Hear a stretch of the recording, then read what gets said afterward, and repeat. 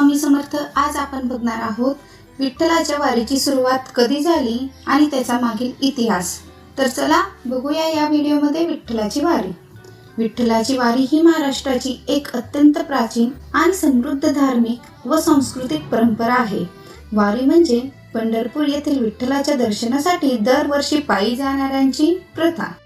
वारकरी या शब्दाचा अर्थ मुळात वारी करणारा म्हणजेच नियमितपणे पंढरपुराला जाणारा भक्त असा आहे।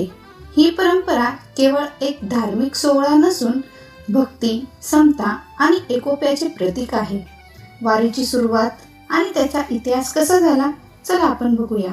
वारीची नेमकी सुरुवात कधी झाली याबाबत थोडे मतभेद असले तरी साधारणतः 13व्या शतकापासून या परंपरेला स्पष्ट रूप आले असे मानले जाते। भक्त पुंडलिक यांच्या काळापासूनच वारीची संकल्पना अस्तित्वात आली असावी असे काही जण मानतात, कारण पुंडलिकाच्या भक्तीमुळेच विठ्ठल पंढरपुरात विटेवर उभे राहिले अशी आख्यायिका आहे।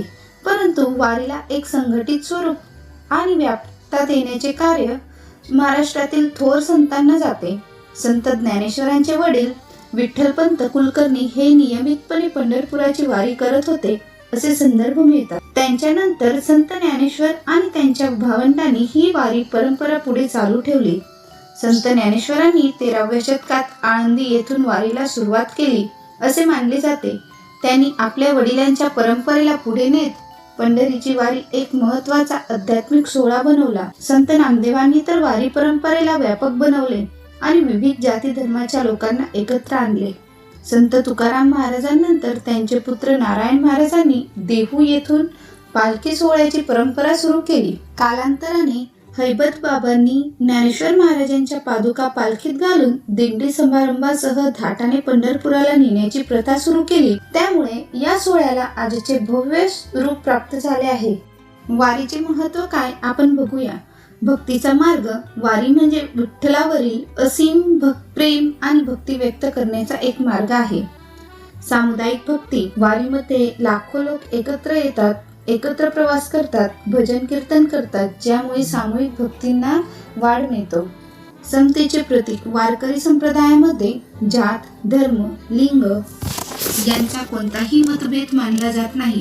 सर्व वारकरी माऊली किंवा मामा या नावाने एकमेकांना हाक मारतात, जे समतेचे सुंदर प्रतीक आहे। संस्कृतीचे जतन। वारी ही महाराष्ट्राची सांस्कृतिक ओळख आहे। यातून अभंग, भजन, कीर्तन, भारुड यांसारख्या पारंपरिक कला आणि साहित्याचे जतन होते। नैतिक मूल्याचे शिक्षण।